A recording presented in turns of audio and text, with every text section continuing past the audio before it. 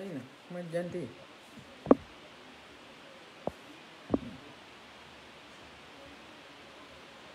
Aina, kuma jante.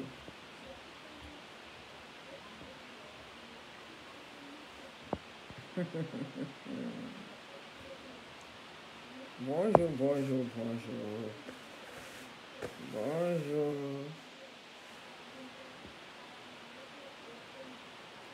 Bonjour, bonjour. Comment allez-vous?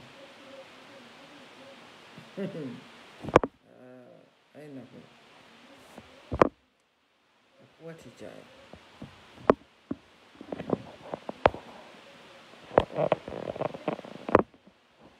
Aina.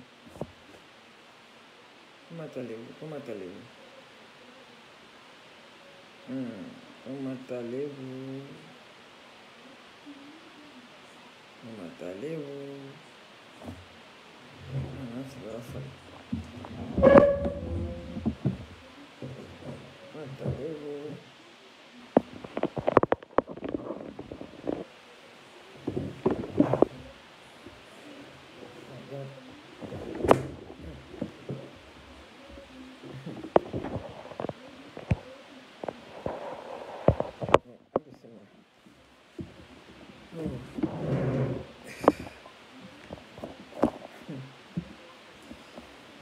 Bye. Oh, Abisi, how you doing? How are you doing? Mo beli namba bela jelinfo. Malion. Merci beaucoup. Siramanjara. Kan mi da ko bashi fuite. Da ko bashi fuita la. Oh. Abi kan mele. Kuma inti janya kosɛbɛ. Nga foli be abela jelen. Mo beli namba bela jelen fo. Ka abela jelen barakada. Faso ko kuma do ala da abi nali min kɛ kana lamɛn o bɛ encourager o ye dɛmɛ belebeleba ye fan fɛ i y'a min ɲana kuma la bate lamɛnbaga ɲuman de b'i la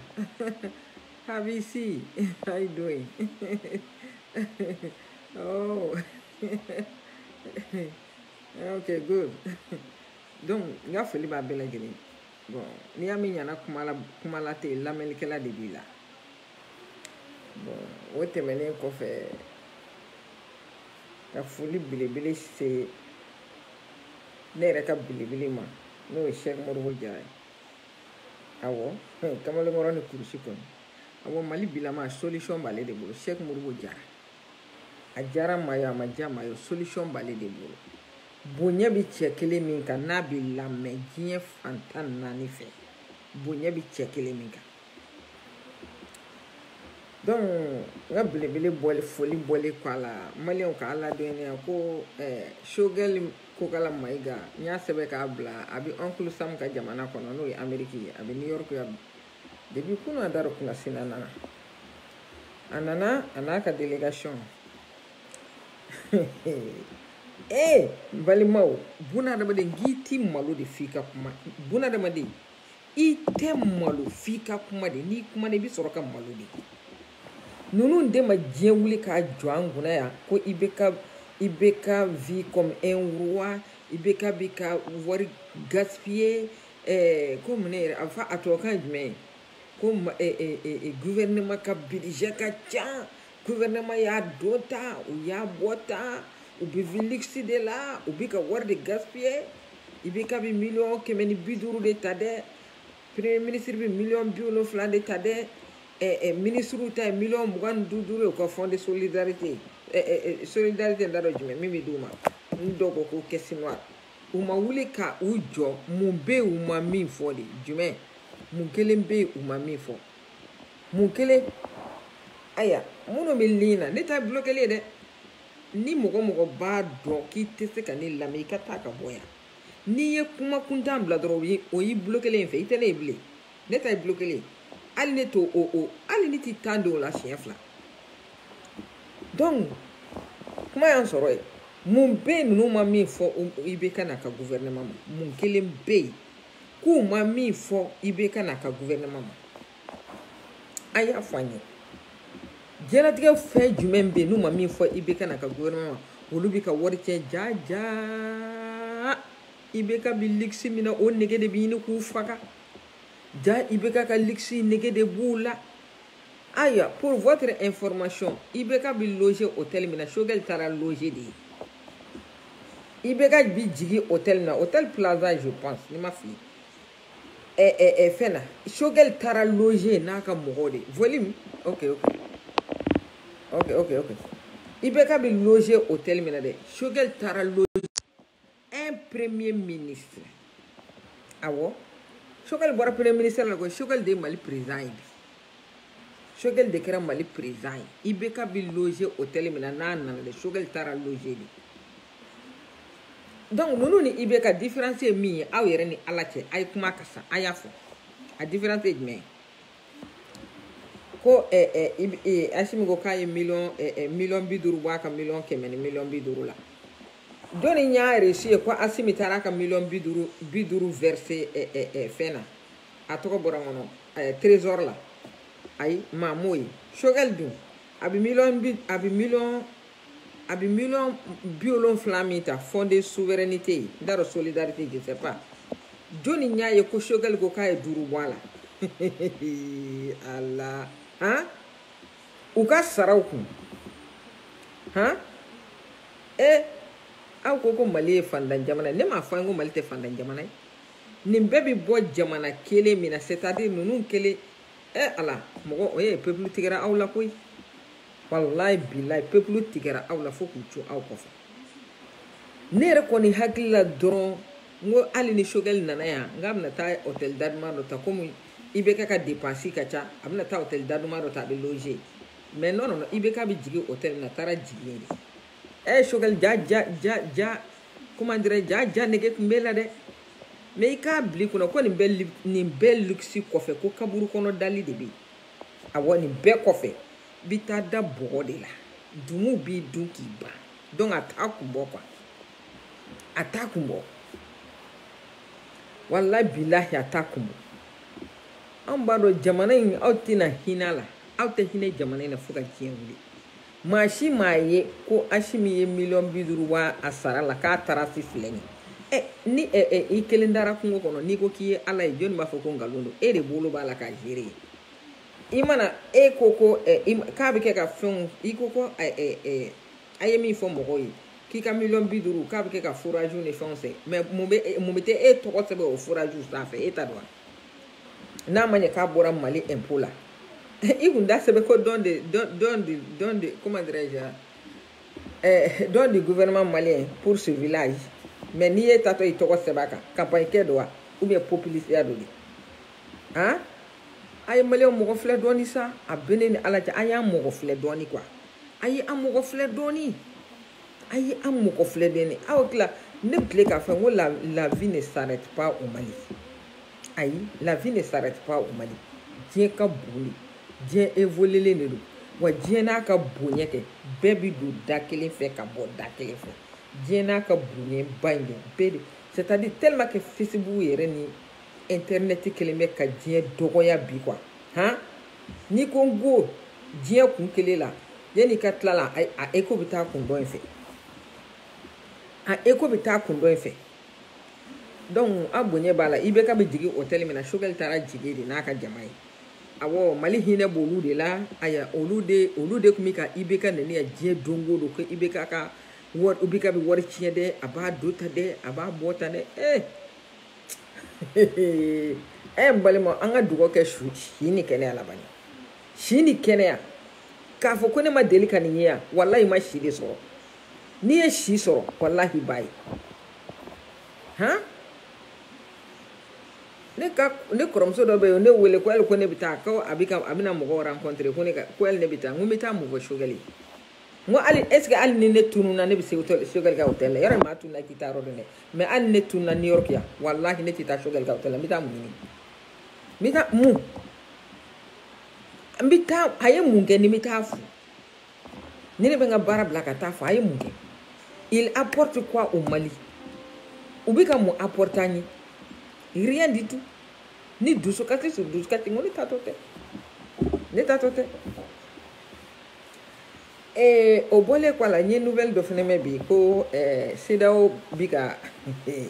CEDEAO bika bugol busata la Guinée ka puti souffle. Ku senti bo dugu jamana dafe kata jen yoroshi. Ne madala no ta o fene te anta nuna na dugule no anade.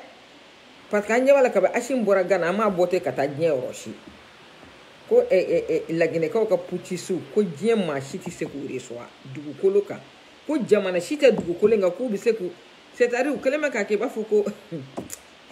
il va faut américain minga jula ensemble la Équateur. Donc ni is ou tu sais que sembo Mali du kolo dafe kata da jamana ci du kolo kabli ou ka du Guinée du kolo dafe kata bla roti. Aha ne ya fo awye ngo c'est-à-dire jeta korole na tuguni dien mogo bi c'est-à-dire n'afrika mogo bi pela dans le monde entier sera au début ou bi ferro de tige mimi se kana ni o ni la fio dans le monde entier ferro de bi tige mimi na no o ni la fio dans le monde entier donc coup d'état condamné ni bolula ali ni coup d'état ma condamné do re kama Guinée tala mo dama mi bona no ni la o ma mi ma bo akanga condamné o kama donc coup d'état condamné ni bola dien jamana ni coup d'état que c'est-à-dire a faut dire a mo ali nous est malo gramme nous y'a que wakeli au bas sorokadi mais c'est le peuple qui souffre souffrance et peuple de taille n'est qu'à quel est beau yoro de nofe nyota out foi te au soro wari ba bolo fembe ba bolo ayra mana ba amom so ka ganfuru la akunte muso munu soro bolo dan shingala abolu soro ka jaulu labi aka haketo genetique fen wo fe na mugo bala abika afusuko to ma ba fusuko ta kada to ma ba kete o de koro ka ba amum so ka ganfuru la donc gagne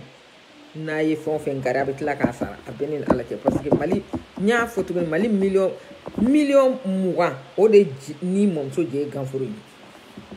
o de ni mom so je ganfuru ni donc Allahu akbar jeta korole na tuguni ashimi no kono be kuma kelen geleli iman shibe kuma la fo bay ne ba nyini fe ne ka video no iku mara ikatla ka kuma kan lame si jamais ni maku de ta ka datila ashim abiso nga gelay ka peuple bolo de est-ce que ashim ibaro peuple modèle memi bolo malien est-ce que y a étudié ka en don folo est-ce que y a un étudié ka en don folo peuple mi fait comment dirais-je peuple munu bi mo yele sebe ka katla ka a juti ke ni de mingera ibe kala yara abo donc mingera ibe ka nyona na a peuple c'est-à-dire Mali peuple 70% bi yele sebe de kade ka tekere fikuna ki yele sebe ka ke ka soro ka juti ke ni ki turi kanga kolon kono au peuple modèle de bibulo ni to do mo fie bi kele est-ce que hakla ko peuple mimbe e bulu ko font communauté internationale ka pression ko ils vont résister jamais au moins de ou te de kun fait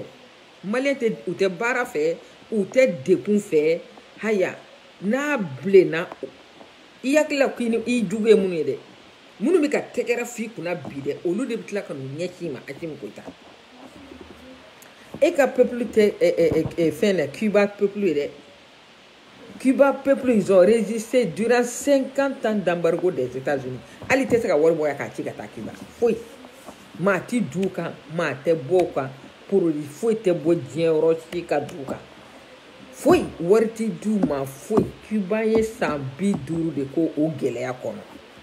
Mais machima Cuba mangame. O kuranu yere. Ali ni Cuba bora ni bi fe ka dien mobli koro bi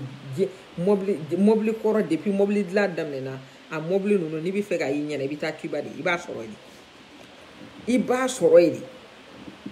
Obama na lende embargo wuli pour que war bi se ka wasari inoni fe ka tungarange munu bi se ka war ci madoni est-ce que e ka peuple e prele de ko sacrifice ke ya asim hein ika peuple i dalima ki ka peuple ou prele de ko sacrifice ko nyona ki ya jamais. Est-ce que le peuple prélève le cas iranien plus de 60 ans d'embargo par les États-Unis? Plus de 60 ans d'embargo. u kura n'u yɛrɛ ye c'est-à-dire u kura n'u yɛrɛ ye u k'u débrouiller n'u yɛrɛ ye u mago tɛ luxe la internet ni fɛn kura min bolo u mago t'u la u kura n'u yɛrɛ ye est-ce que e ka peuple e dalen b'a la que malien peuple bɛ se ka kun n'a yɛrɛ tɛ jamais donc Hachim il faut faire beaucoup attention il faut faire beaucoup attention tu es un enfant tu as l'avenir devant toi i kana kɛ ko occasion nana ko je vais profiter o occasion tɛ nin occasion ye tu es mal tombé tu es très mal tombé donc ne b'a ɲini fɛ élection kɛ i ka taa ni tɛ se k'a kɛ i ka to CEDEAO kana organiser u k'a kɛ i k'i yɛrɛ ɲini n balima aw bɛ kɛnɛ seere nin kuma in na parce que malien filɛ nin n'i y'a f'u ye ko bo bɛ ngunangolo la kɛ u b'a fɔ ko ayi k'a ma s'a kɔnɔ n'i y'a ci dɔrɔn i b'a den sɔrɔ donc ne b'a dɔn fo ka diɲɛ wuli Hachim i ka fɛn mɔgɔw minnu b'i bolo CNT kɔnɔ fɛnkɛ bali sokɛ bali baarakɛ bali nantankolo minnu b'i bolo CNT kɔnɔ miliyɔn t'a la kɛ fo ka diɲɛ wuli olu tɛ nin f'i ye fo ka diɲɛ wuli olu tɛ nin f'i ye i kɛlen bɛ ka minnu ta k'u bila poste la fo ka diɲɛ wuli tɛ nin f'i ye parce que n'u ye nin f'i ye n'e taara dɔrɔn olu ka wari sɔrɔ da o y'o bannen donc i janto i yɛrɛ la ni mɔgɔ ɲi ma tiɲɛ f'i ye i b'i jugu sara olu k'a f'i ye o de da ka di la Arasa ma tɔto kuma la Arasi Bach a ma tɔto kuma la Grand Dossier a ma tɔto kuma la a y'a bɛɛ ɲɛfɔ ala i mana fɔ i tɛ mɔgɔ fɛ cogo o cogo ala tiɲɛ ye tiɲɛ de badenfɛn tɛ tiɲɛ tɛ badenfɛn ye tiɲɛ ye tiɲɛ de a ye comment dirais-je a ye amnistie min nangam wolofaw ɲuman a ka amnistie nangam problème t'a la o ne ti n da don kuma yɛrɛ la o parce que tigiri t'a bolo wola ye tigiri m'a fɔ k'ale ka dossier classera wa ko jugement kɛra ko k'ale ka dossier classé wa aw m'a fɔ ko dossier ma classé an ma tigiri minɛ k'a dɔw wola aw kunna o bi cogo min na ala k'an bɔ bɔda ɲuman fɛ ala k'an bɔ bɔda ɲuman fɛ dɔ bi fɔ aw kɔ fɛnɛ b'a fɔ ko nin dossier k'a ma classé diɲɛ kɔnɔ ko k'a lawuli o se bɛ ala ye wallahi bilahi o se bɛ ala ye donc ne tɛ n da don a ka amnistie ko kuma la maa ɲi ka jɛ don min na wallahi b'an gasaki aw ta de y'o ye fɛn o fɛn ka d'a ye a y'a bɛɛ kɛ a b'a mɔmuso ka ganforo la nkalon tɛ kuma ɲɛ dɛ wallahi bilahi nkalon tɛ kuma ɲɛ a b'a mɔmuso ka ganforo la a y'a bɛɛ kara k'a da yan'a sara kuma cɛ a ka amnistie nangam ne ala non a b'a yɛrɛ nɛgɛ wallahi bilahi a ka amnistie nangam k'a kurutu ani ɲɔgɔn cɛ k'a kurutu ani ɲɔgɔn cɛ ko yafa kɛra aw ma ka kirimi kɛ ko yafa ka k'i ma i ma foyi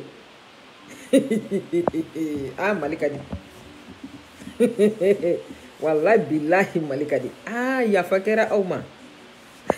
ne kɔni ma ɲininka dɛ parce que ne ye malien ye ne ma ɲininka awɔ ne ma ɲininka n'a sɔrɔ ne yafara ma o mɔgɔ minnu ye amnistie voté députéw tɛ o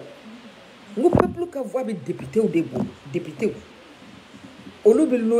députéw de bɛ élu localitéw la bon i ɲɛ b'a la dɛ a bɛnna a ka janfan dɔ kɔlɔn fɛnɛ kɔnɔ yan nɔ tuguni a bɛnna a ka janfan dɔ kɔlɔn kɔnɔ yan n'a sɔrɔ a tun ye député minnu n'a y'olu bila retraite la diyagoya la o kɛlen ko k'u ka makariko warininw ta k'a kɛ ka campagne kɛ a bɛɛ ma namara ma k'a bɛɛ la o namara ma k'a bɛɛ la dɔw taara tiɲɛ yɛrɛ la bon n'a sɔrɔ députéw kun ye aw ka nin loi in voté kɛ o tun bɛ fanga dɔ di a ma wallahi bilahi o tun bɛ fanga dɔ di a ma parce que les députés nous représentent les députés représentent le peuple mais aw ka nin CNT ɲamanw waramaselen sirabada la ka n'olu to CNT kɔnɔ conseillers bɛ se ka amnistie di aw ma valeur jumɛn ka k'o amnistie la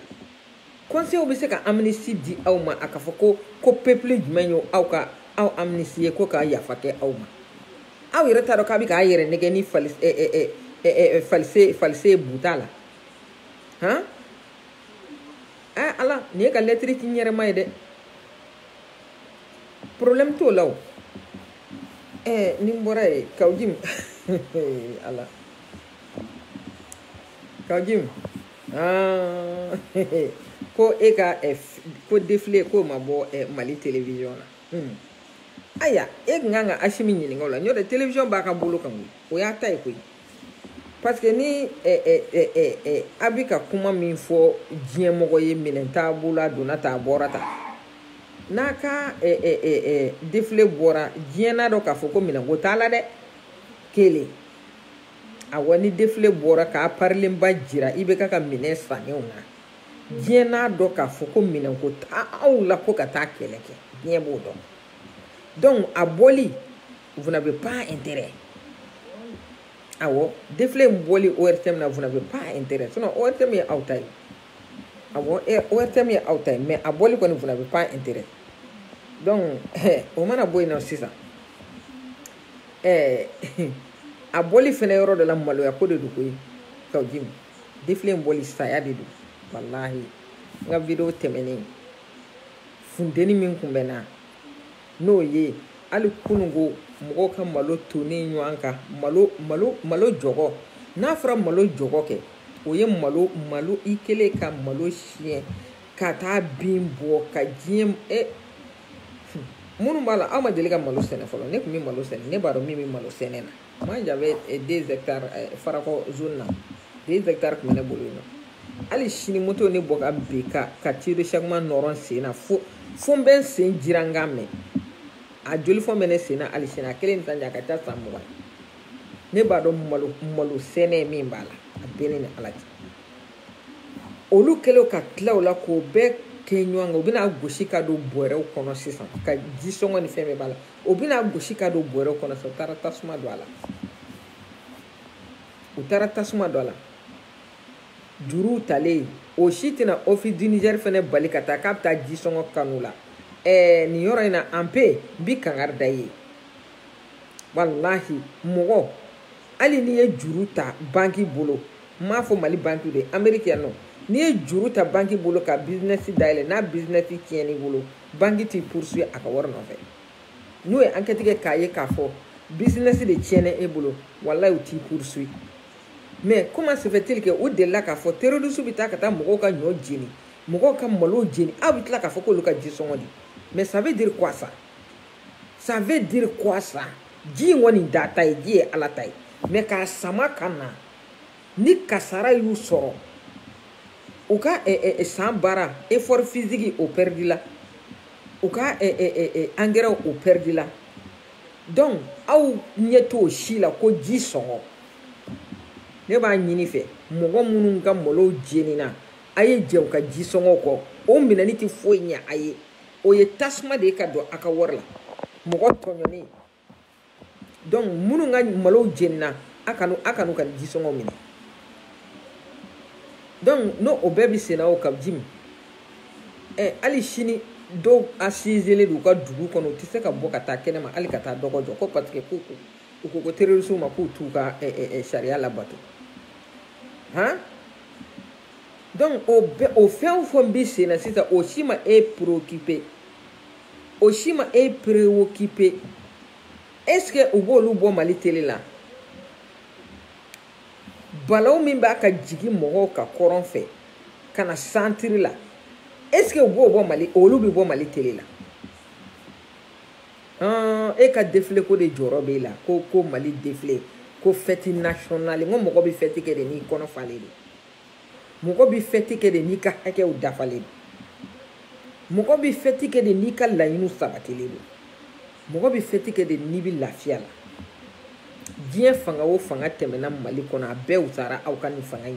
a fanga be hinena Mali na katema au kan comment se fait-il que Mali bi état minabi abita fête ke ebi soro kati isigi ko ima fo yala folo ka dim wallahi état bi juga betay ni asimedo kasola e ka fana matunya made abene ni alache parce que traîtri re traîtri au mato ibekala au tato dien machila ashim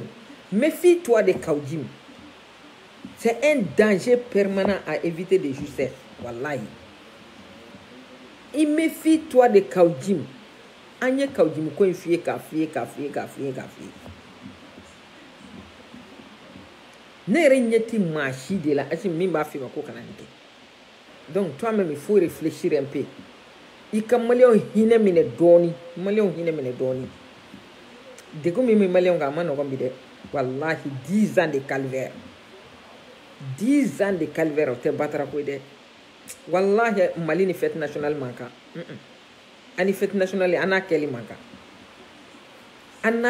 man kan. C'est-à-dire depuis a bɛnna ko la an ma foyi kɛ min digira ne na ka fête nationale in fêteli bɔ. Ka maliyɛnw to dusukasi la a bɛnnen ni Ala cɛ. Ka maliyɛnw to dusukasi la.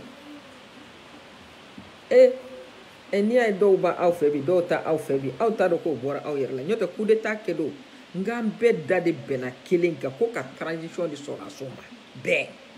ne yɛrɛ video kɛ n ko hali n'a ko san 5 n ko k'a di a ma n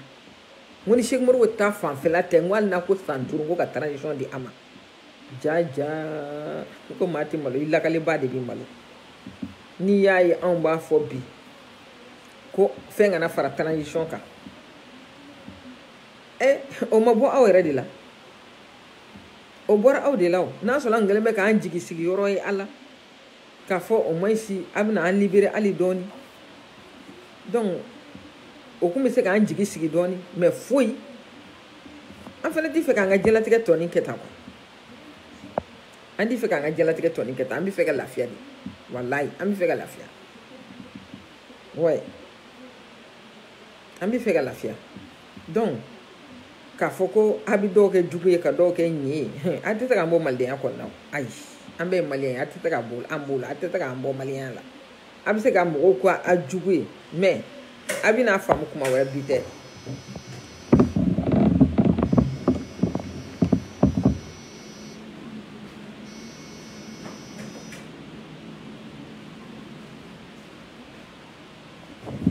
maliyɛnw bɛ problème na o tɛ Kaoji min jɔrɔ ko défilé ma bɔ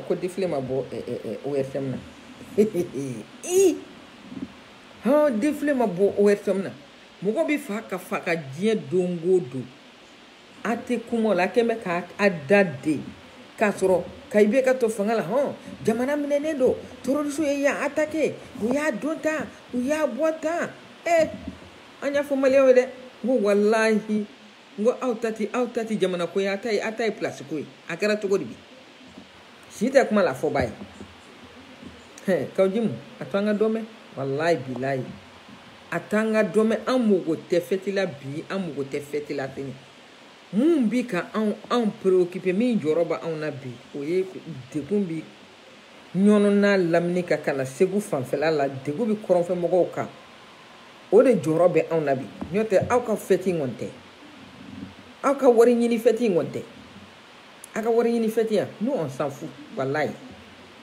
n balimaw bi ta in tɛ janya n bɛ baarakɛyɔrɔ la mɔgɔ bɛ lin na n b'a bɛɛ lajɛlen fo sinon kɔni Arabatu kɔni tilala kuma la dɛ jeudi mardi grand dossier Arabatu tilala kuma la dɛ a tilala kuma la dɛ nin de kɔsɔn o t'a fɛ tiɲɛ fɔla ma man di dɛ nin de kɔsɔn o tɛ Arabatu fɛ mais Arabatu i bolo da dusu kan nka ne kɔni b'a dɔn kɔni falisi mɔgɔ tɛ muru la dɛ ka fara Arabatu ni Abdou Niang kɔni kaso kɔni a jɔrɔ t'olu la bilen sinon a bɛ kuma cogo min a tɛ se ka kuma ten voilà cɛya kuma man ca dɛ alahi cɛya kuma man ca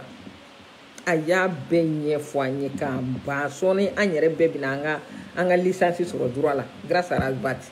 tellement k'a b'a ɲɛfɔ an ye a dogolen n'a kɛnɛ ka da a b'a bɛɛ ɲɛfɔ Arabatu ka mission diɲɛ mɔgɔ ma n'i tɛ diɲɛ kalama i tɛ se ka mɛn a kɔnɔ dɛ i bɛ taa voilà mais n'i bɛ diɲɛ kalama i bɛ fɛ ka a dɔn diɲɛ bɛ ka fonctionner cogo min Arabatu ka grand dossier a man ka f'i kɔ walayi a man ka f'i kɔ donc balimaw n b'a bila yan nɔ n bɛ baarakɛyɔrɔ la an tɛna mɛn kuma la fɔlɔ kuma la bi donc Sogɛli bɛ yen nɔ ni maa min bɛ fɛ ka taa a ka rencontre la foli belebele b'a ye ani baraji